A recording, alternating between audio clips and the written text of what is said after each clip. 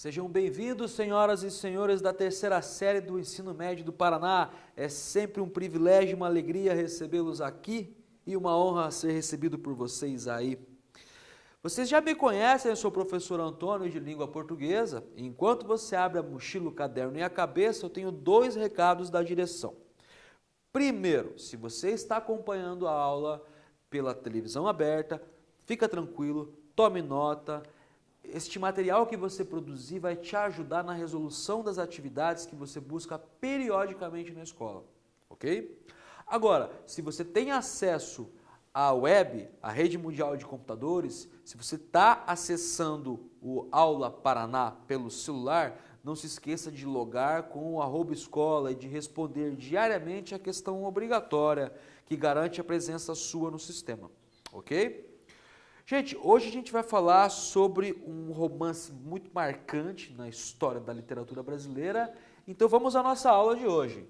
Ler e analisar alguns trechos da obra de Raquel de Queiroz, O 15, obra publicada em 1930. Compreender as condições de produção da obra, o contexto de produção. 3. Reconhecer efeitos de sentido de algumas figuras de linguagem, da pontuação e da variação linguística presente na obra. É uma obra do modernismo e, naturalmente, assimila a modalidade oral da língua, os regionalismos e aponta veementemente algumas mazelas sociais que ainda perduram no país. Essa figura simpática à direita é Raquel de Queiroz. Ela nasceu em 1910 e faleceu em 2003. Teve uma longa vida e muito produtiva. Trouxe aqui uma epígrafe que eu acho muito bonita. Cada coisa tem sua hora e cada hora o seu cuidado. A obra que nós vamos ler hoje é o 15, mas existem muitas outras. Eu deixo aqui a indicação para vocês complementar. Memorial de Maria Moura, de 92. Essa mulher, além de ser uma grande escritora, ela conseguiu uma façanha. É a primeira mulher a ser aceita na Academia Brasileira de Letras. Observem, é a primeira mulher a ser aceita na Academia Brasileira de Letras. Isso significa muito e diz muito sobre o sistema no qual ainda se vive, não?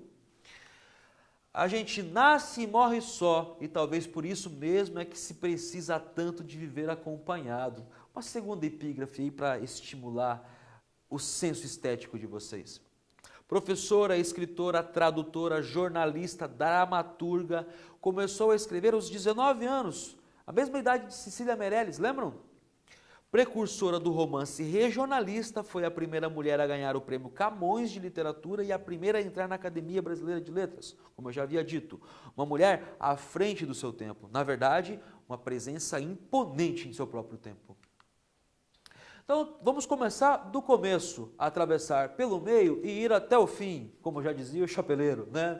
O 15, capítulo 1, página 11. Depois de se benzer e de beijar 2 vezes a medalhinha de São José, Dona Inácia concluiu: dignai-vos ouvir nossas súplicas, ó castíssimo esposo da Virgem Maria, e alcançai o que rogamos. Amém. Vendo a avó sair do quarto do santuário, Conceição, que fazia as tranças sentada numa rede ao canto da sala, interpelou-a. E nem chove, hein, mãe Inácia? Já chegou o fim do mês, nem por você fazer tanta novena. Já no início do romance encontramos um contraste na linguagem utilizada. Dona Inácia, fazendeira em Logradouro, Ceará, é avó de Conceição, professora na capital, que defende ideias como igualdade e liberdade.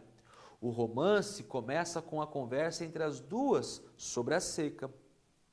O discurso direto, a linguagem simples, breve, com períodos curtos, é marca constitutiva do romance. É um romance seco. A gente vai ver como isso, inclusive, se desdobra em outros escritores do mesmo período, modernista, notadamente Graciliano Ramos. É uma linguagem seca, áspera. Então, primeira atividade para vocês. A partir da sua leitura do trecho, analise a linguagem. É uma questão de estrutura. Letra A.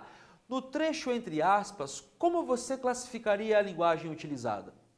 Letra B, na fala de Conceição, o que é possível perceber quanto ao uso da língua? Deixo aqui para vocês o recorte, releiam com atenção, respondam e eu já volto comentando com vocês a resposta.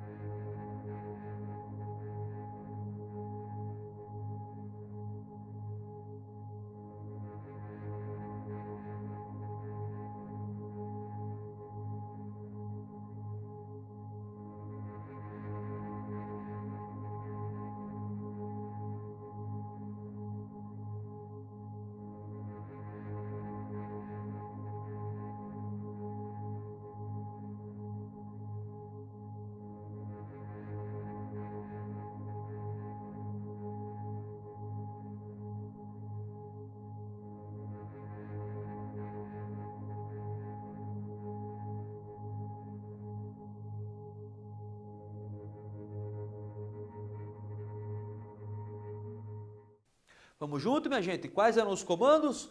No trecho entre aspas. Como você classificaria a linguagem? Letra B, na fala de Conceição, o que é possível perceber quanto ao uso da língua?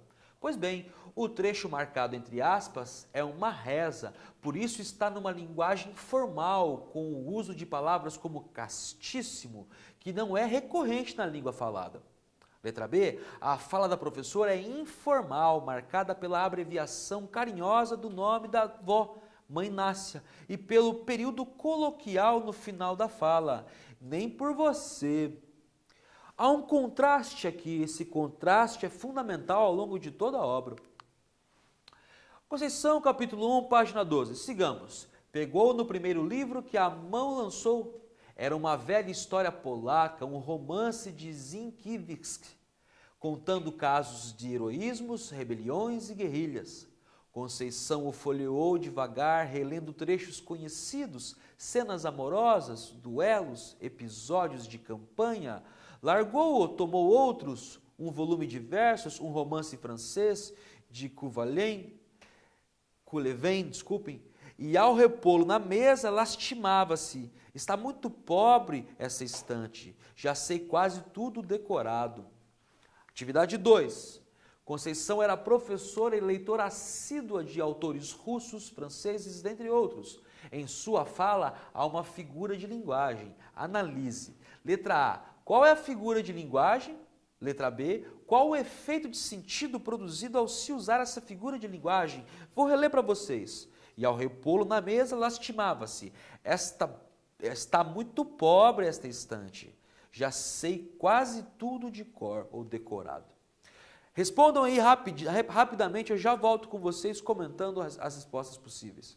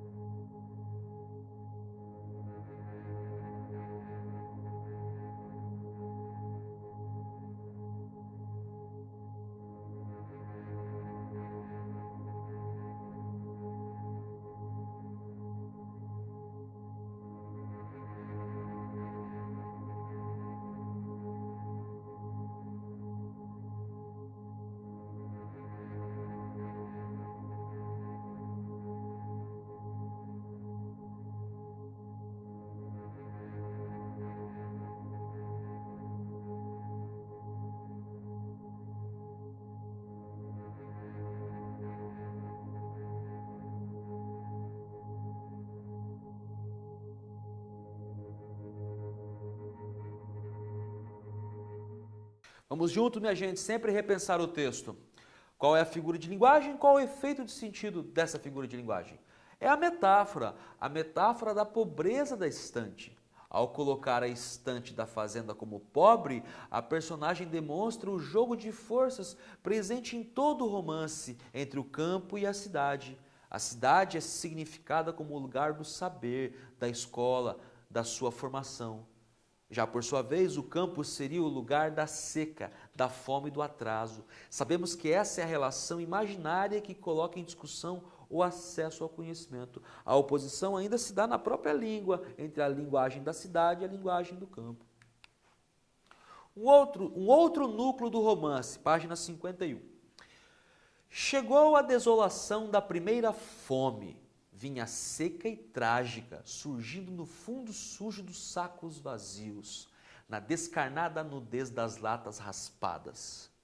Horas depois, os meninos gemiam: mãe, tô com fome de novo. Vai dormir, Janho, parece que tá espritado. Soca um quarto de rapadura no bucho e ainda fala em fome, vai dormir. E Cordulina deu o exemplo.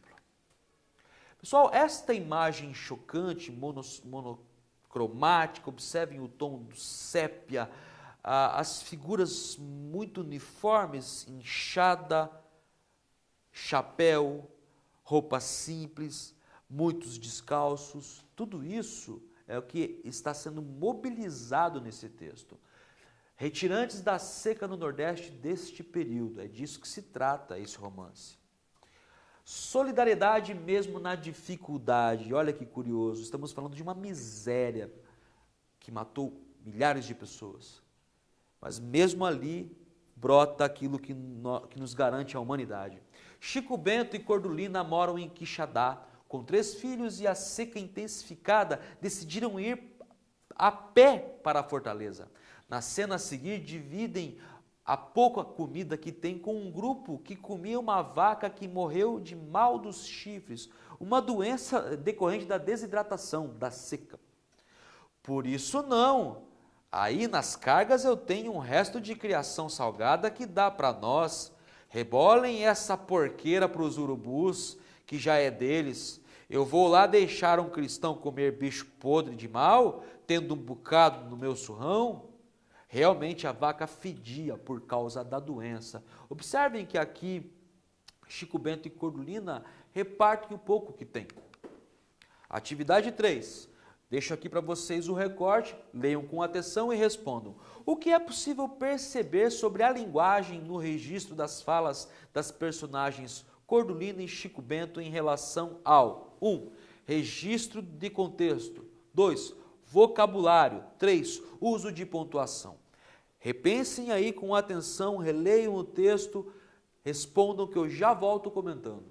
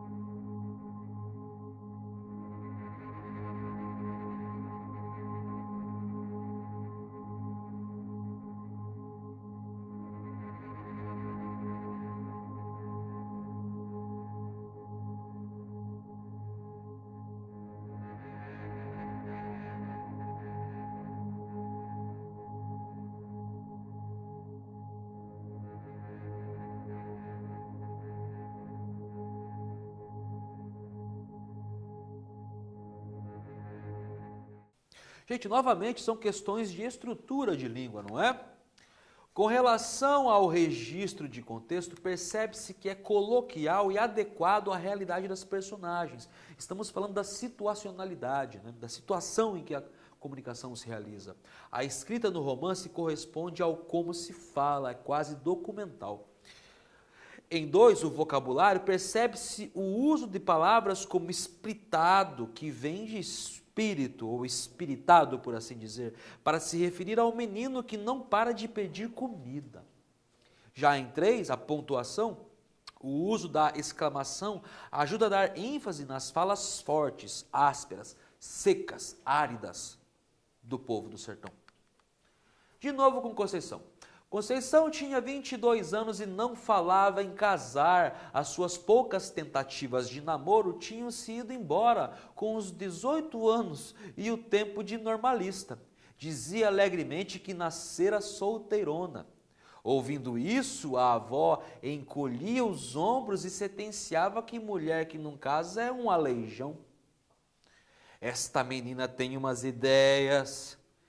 Estaria com razão a avó? Porque, de fato, Conceição talvez tivesse umas ideias, escrevia um livro sobre pedagogia, rabiscava 2 sonetos. Observem novamente o contraste aqui entre o velho e o novo, entre o citadino e o rural, o agreste, agrário, e novamente entre duas figuras femininas que têm 2 visões de mundo completamente distintas. Esta oposição é muito marcante, inclusive na língua, cada uma delas usa uma.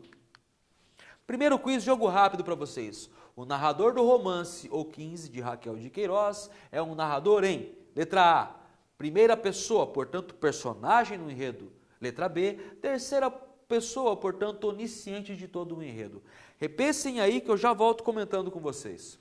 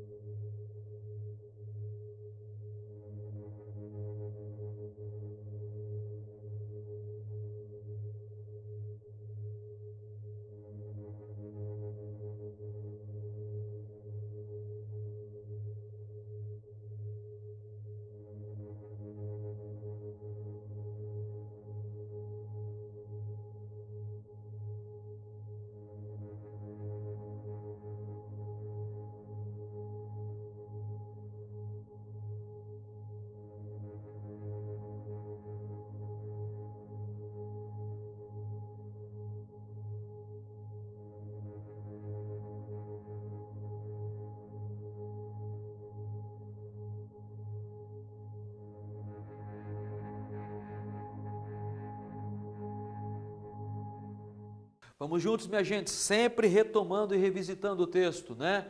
Qual que é o narrador que conduz a história, o romance? É um narrador em terceira pessoa, portanto, onisciente de todo o enredo. Observem, o narrador de O 15 é um narrador em terceira pessoa e onisciente. Isso é claro, mas e o foco narrativo? Sobre o que ou quem ele recai? O foco narrativo, o ponto de vista, é o da personagem Conceição. O conflito gerador de toda a história se abre na contraposição da professora com as posições de sua avó. Em diversos momentos, a mulher independente se sobrepõe às ideias que se tem sobre sua postura no período. Ela tentando se impor a sua própria vontade e sendo condenada, muitas vezes cobrada pela tradição. É essa outra oposição entre o novo e a tradição.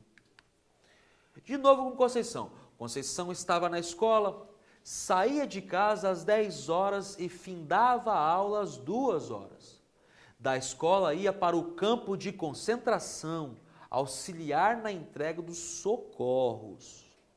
E só chegava de tardinha, fatigada, com os olhos doloridos de tanta miséria vista, contando cenas tristes que também empanavam de água os óculos da avó. Olha que interessante, elas que se opõem, aqui no movimento se convergem. O 15 é um romance modernista regionalista da geração de 30 e refere-se à seca de 1915, considerada uma das piores da história do Brasil, castigando a população nordestina até o final dos anos 30, apesar de alguns períodos intercalados com pouca chuva. Milhares de pessoas migravam para fugir da seca no interior. No Ceará, estado retratado na obra, criou-se um campo de concentração para os flagelados da seca. E as personagens do romance vão para o campo chamado Alagadiço. Havia outros campos e aproximadamente 150 pessoas morriam por dia de fome e outras misérias. Isso é um dado, a prova está aqui. Há um documento que comprova isso. Veja que interessante o trabalho criativo da Raquel de Queiroz. Ela passeia entre o referencial, o real, o histórico, o político, o social e passeia pelo universo inventivo e imaginário da literatura.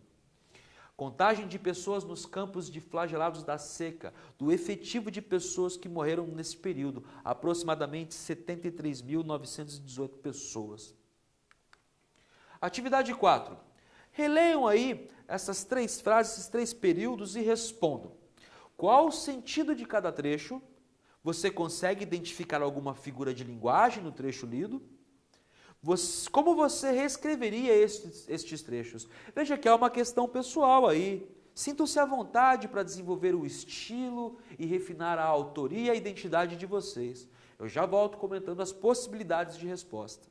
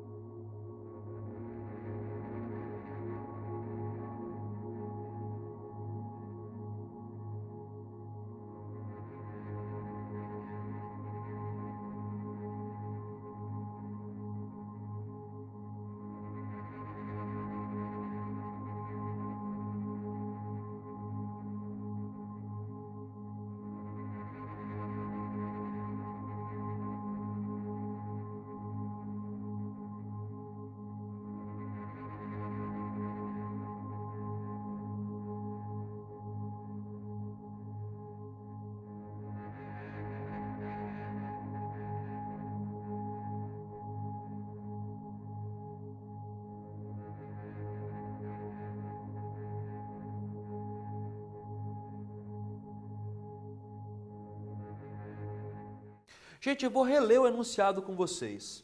1. Auxiliar na entrega dos socorros. 2. Os olhos doloridos de tanta miséria vista.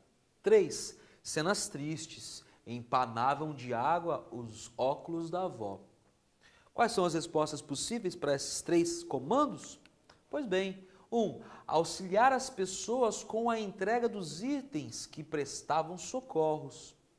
2. Os olhos simbolizam o cansaço de ver a pobreza.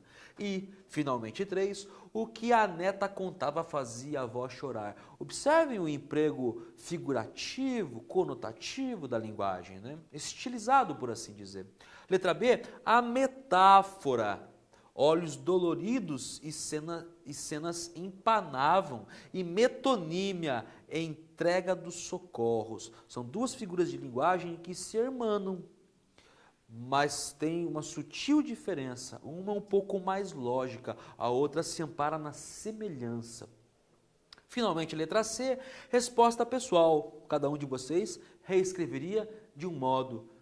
Aqui algumas possibilidades. Alguns podem reescrever de um modo tão belo quanto Raquel de Queiroz. Sim, por incrível que pareça, os grandes escritores, embora saibam e dominam a língua com maestria, é possível reconhecer também a beleza no registro que nós usamos no dia a dia a língua, né? Nossos avós, nossos tios, nossos vizinhos. Há muita poesia na língua falada. De novo, Conceição. Dona Inácia tomou o volume das mãos da neta e olhou o título. E esses livros prestam para a moça ler, Conceição? No meu tempo, moça só lia romance que o padre mandava. Conceição riu de novo. Isso não é romance, mãe Inácia. Você não está vendo? É um livro sério, de estudo. Trata da questão feminina, da situação da mulher na sociedade, dos direitos maternais, do problema. Dona Inácia juntou as mãos aflita. E minha filha, para que uma moça precisa saber disso? Você quererá ser doutora? Dar para escrever livros? Qual o quê? Mãe Inácia, leio para aprender, para me documentar. E só para isso, você vive queimando os olhos, emagrecendo, lendo essas tolices. Mãe Inácia, quando a gente renuncia a certas obrigações, casa, filhos, família, tem que arranjar outras coisas com que se preocupar, com que se preocupe, senão a vida fica vazia demais. Com isso, jogo rápido para vocês. Releia as falas. Qual o quê, mãe Inácia? Leio para aprender, para me documentar. E só para isso você vive queimando os olhos, emagrecendo, lendo essas tolices. O uso das reticências marcam no texto. Letra A interrupção da fala de cada personagem. Letra B, o jeito de falar de cada personagem. Respondam aí rapidamente, esta é fácil, né? Eu já volto comentando com vocês.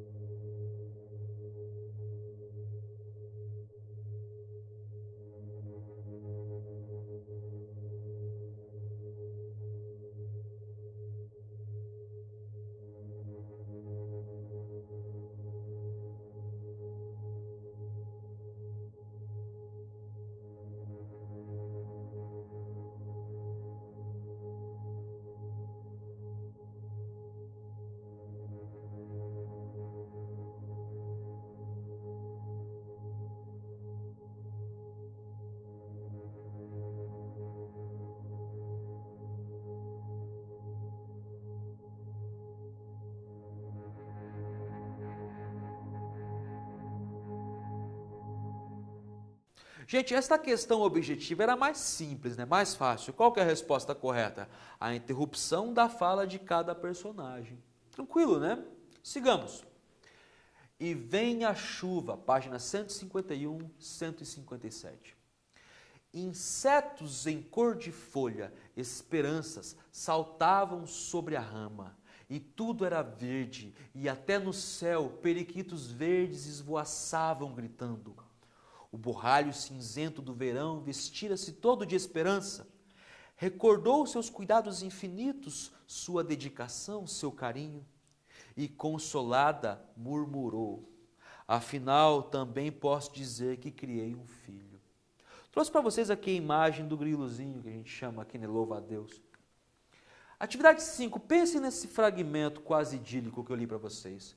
No capítulo que antecede o final do romance, por que a autora usa a palavra esperança destacada entre travessão?